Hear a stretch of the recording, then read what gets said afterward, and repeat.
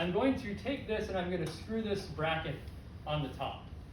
Okay, so I'm going to have to back out these little screws right here. This is the kind of thing, if you drop it, it's okay if you're inside in the dark, but if you're outside in the grass, it's not fun. Or in the snow.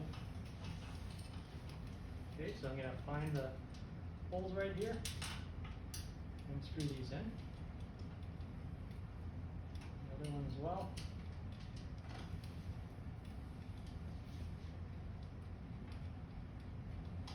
Okay.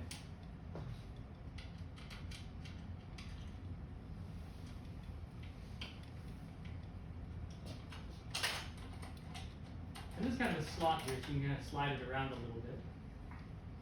This, by the way, this bracket up here, you can replace this finder scope.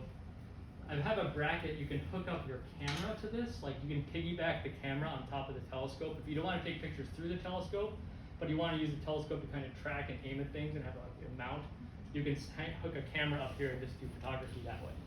And the nice thing is this is motorized, so it actually can track the stars. So you can do long time exposures, right? And view dim objects and stuff. Okay, so that's hooked up. And then I'll take this and I'll put it in here, like this. Actually, the rubber O-ring is gonna have to go all the way through to the back. I want the rubber O-ring in the back ring like that. And then the front one, I have these little thumb screws, and I'm gonna just roughly make it so they all look like they're fed in about the same amount, so it looks like it's roughly aligned.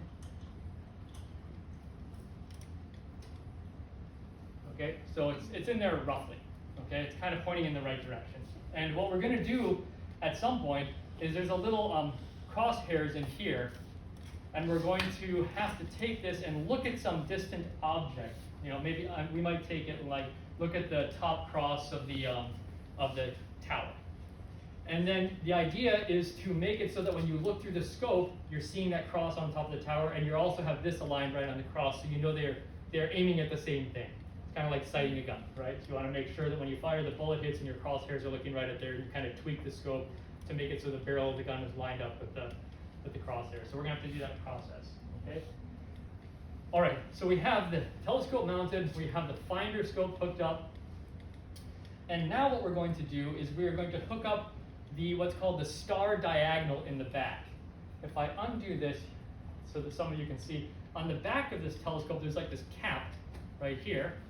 And I'm going to take it off. You don't want to leave it off for a long time because like dust and stuff can get in there, that's bad. But we take what's called the star diagonal.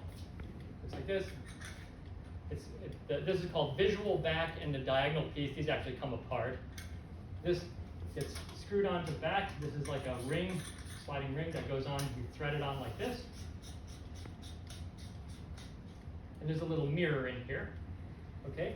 And then what's going to happen is we're going to put different lenses in here. We're going to put different eyepiece lenses in right here, depending on what kind of magnification we want. We can swap out one lens and put in another one. Okay, so there we go. And make sure it's nice and snug. You don't want to over tighten things. You just want it to be nice and snug.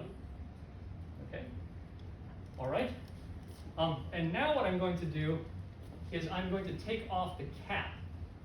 So this cap right here, kind of you can twist it a little bit, and it comes off. Okay.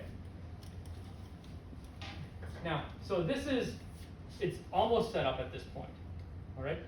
So let me talk a little bit about how this works, and then we'll start putting some lenses in, and I'll hook up the electronics to it, okay? So how this works, you might see if I show it to you guys in the back, over here. Looks like that, okay? So notice the light is gonna come in here, and it's gonna end up coming out here so you can see it.